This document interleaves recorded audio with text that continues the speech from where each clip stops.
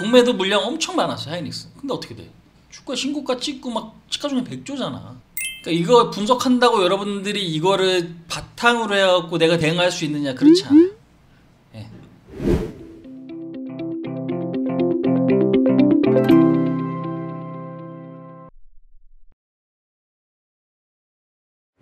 공매도에 대해서 간단하게 좀 말씀을 드릴게요.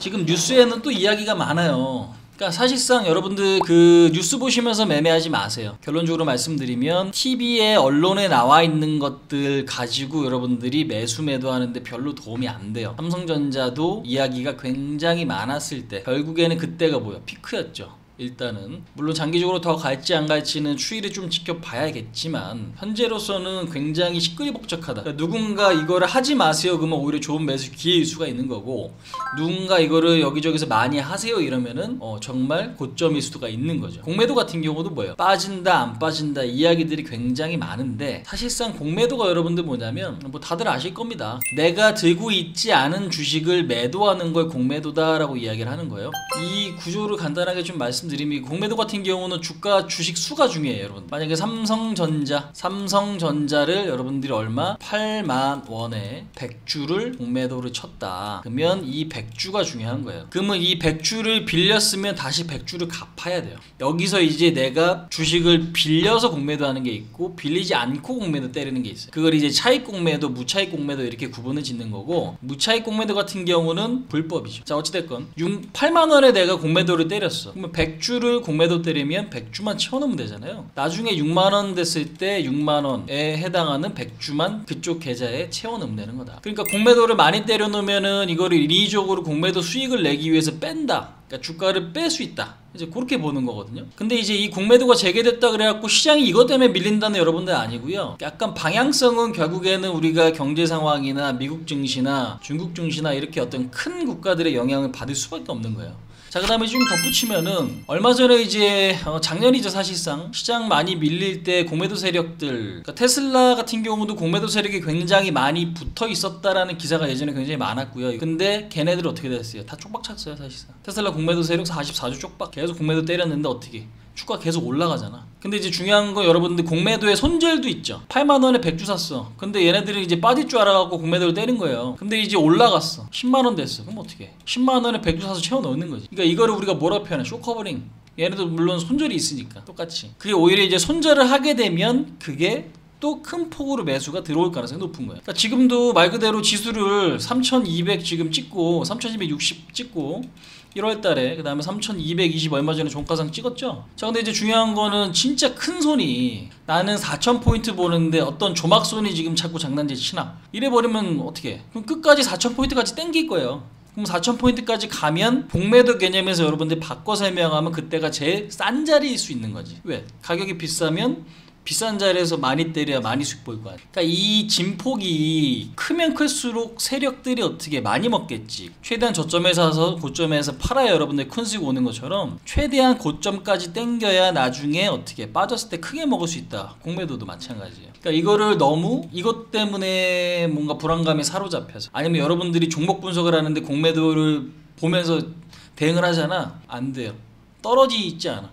만약에 여러분들이 전체 거래비 중에서 10%가 공매도다 물량이, 그렇다고 뭐 주가가 뭐 무조건 10% 빠진다 이런 건 없어요. 우리나라에서 공매도 물량이 가장 많았던 게 여러분들 셀트리온이에요. 옛날에 서정진 회장 셀트리온 한번 쳐보세요. 서정진 회장 기자회견 공매도 세력 이렇게 검색 한번 해보세요. 그때 주가 많이 밀렸거든요. 근데 그때 바닥이에요. 그 다음에 SK 하이닉스도 마찬가지고 공매도 물량 엄청 많았어요. 하이닉스. 근데 어떻게 주가 신고가 찍고 막 시가총액 100조잖아. 그러니까 이거 분석한다고 여러분들이 이거를 바탕으로 해갖고 내가 대응할 수 있느냐? 그렇지 않아요. 분명히 말씀드리지만 방향성을 얘네들이 정하는 게 아니고 조금 더 빠지고 덜 빠지고 아니면 좀 더 가고 덜 가고를 만들어줄 수는 있지만 방향성을 공매도가 정하는 건 아니다. 그것만 좀 이해할 필요가 있겠습니다. 그래서 오늘 공매도가 주제긴 하지만 사실상 그 공매도 때문에 시장이 급락하거나 올라가거나를 장기적으로 본다면 우리가 그 어떤 증거물을 찾아내기가 힘들다는 얘기예요. 그래서 이 어떤 개념을 좀 알고, 근데 이거를 실질적으로 여러분들이 여기서 뭔가를 먹으려고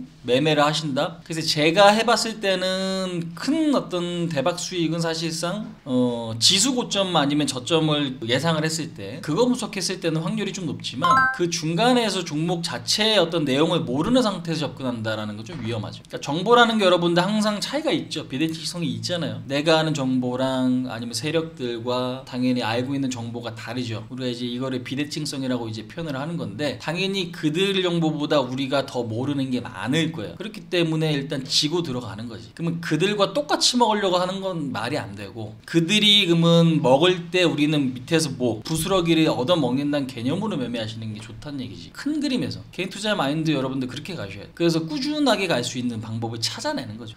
그런 부분들이 지금 중요하다. 자, 어찌됐건 공매도에 대한 부분들은 그렇게 좀 생각을 하시고, 그것 때문에 시장이 꺾일 거나 그러진 않을 거고요. 종목들로 봤을 때는 오히려 쇼커버링 가능성도 있는 거고요. 그렇기 때문에 너무 여러분들이 이제 고퍼주라든지 아니면은 적자 기업이라든지 이런 것들은 잘 모르시면 건드리지 마세요. 그냥 건드지 마시고, 그런 종목을 건드려야 된다면 주가가 이제 한참 밀리고 이제 바닥을 잡아가는 어떤 기술적인 시그널이 좀 나왔을 때, 이제 그럴 때 건드시면 됩니다. 그러니까 내가 해야 될 거 하지 말아야 될 거 구분을 해놓고 하지 말아야 될 것만 잘 지키면 여러분들 상관없어. 너무 어렵게 생각하지 마세요. 어렵게 하지 마시고 내가 해야 될 것만 하시면 되는 거예요. 그러니까 작년에도 똑같은 거예요. 그래서 막상 그래서 빠질 때는 불안감이 있고 뭔가 이상할 것 같지만 더 빠질 것 같고 불안감이 있죠. 그러니까 투매가 나오는 거예요. 항상. 근데 지나고 보면은 그대로 움직여주는 경우들이 많다. 그래서 아까 말씀드린 대로 이런 어떤 지표 자체가 지금의 위치를 여러분들 이야기해 준다. 그러면 이제 기술적 반등이 한번 나올 수 있는 자리다라는 거고요. 일단 980까지는 좀 열어둘게요. 근데 요거까지 만약에 안 올라오게 되면 시장이 조금 약한 거기 때문에 일단은 970, 975 요 정도까지, 그러니까 1에서 한 2% 정도 올라오게 됐을 때는 뭐 좀 더 올라왔을 때는 현금을 우리가 만들어야겠어요. 근데 그 현금이 누군가는 차익이 될 수도 있을 거고, 누군가는 본전 정도인 종목들도 있을 거예요. 근데 그거 상관없이 그냥 현금 비중 만들었다가 흐름을 다시 보고 강해지면 다시 사고, 아니면은 어떻게 다시 꼬꾸라졌을 때는 그 현금 갖고 또 저점 매수하고, 그런 식으로 접근하시는 게 여러분들 맞다. 이제 그 말씀을 좀 드릴게요. 아시겠죠? 정리를 좀 해보시면 되겠습니다. 제가 말씀드렸던 거. 항상 왜 그거의 반복이잖아 이게. 그죠? 시장이 올라가면 빠지는데 빠졌을 때 내가 먹었던 걸 다 까먹느냐, 먹었던 걸 다 까먹지 않느냐, 이제 그 차이가 내가 돈을 다음 어떤 상승해서 더 벌 수 있느냐 없느냐, 이제 그 차이기 때문에 결국 그거를 여러분들 뭐 본인 스스로 제어할 수 있어야 돼요. 팔아야 될 것 같은데 왠지 나는 지금 팔기 싫어. 그것만 가장 좀 조심하셔야 된다는. 특별한 내용?